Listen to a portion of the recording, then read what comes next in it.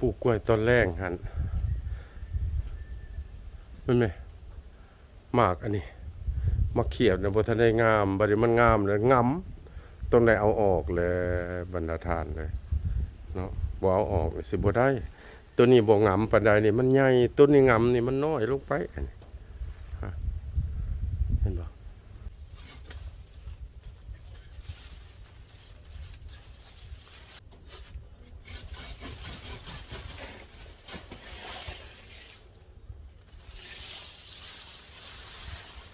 โอ้กำลังเป็นดอก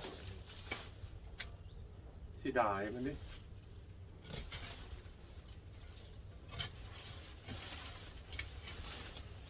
อันนี้ดอกหุ่งอยู่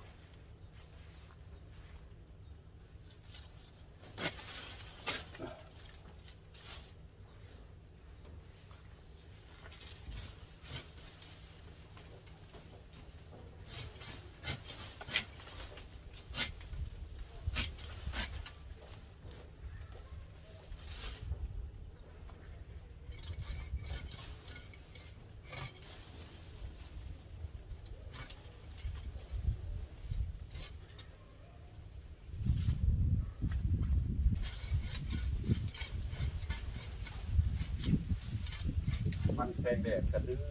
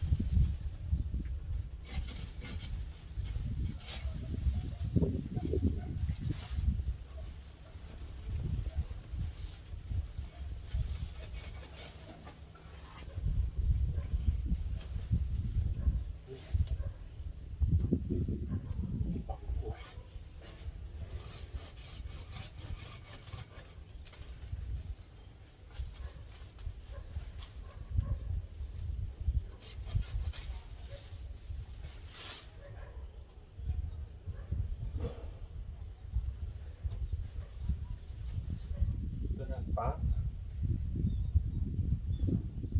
ตัวนี้ให้กล้วยขึ้นกล้วยตัวนี้มันยังอยู่บนเก่าโอ้ยกำลังเป็นดอกเสียจะได้ดีอืม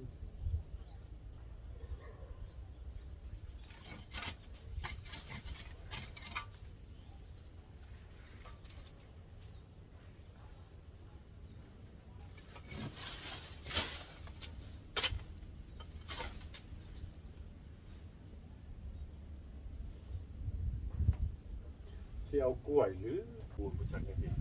เอางาน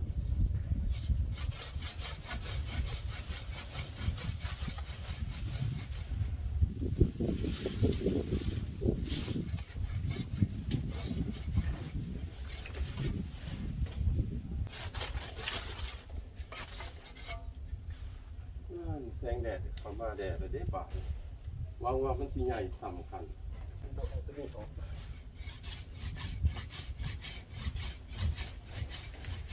เพื่อให้แสงแดดเข้ามาสิ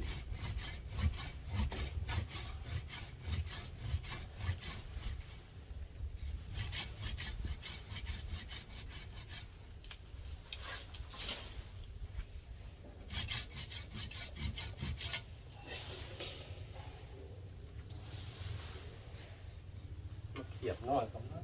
เป็นไปโอ้เสียดายดิ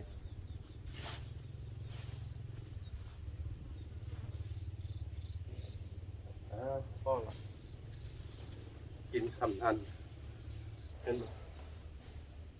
นี่แสงแดดมันก็ตุกซื้อแสงแดดนี่คือจงไว้2ก๊กก๊กนี้เอาออกกำลังเป็นดอกตัวนี้ก็กำลังเป็นดอกบอก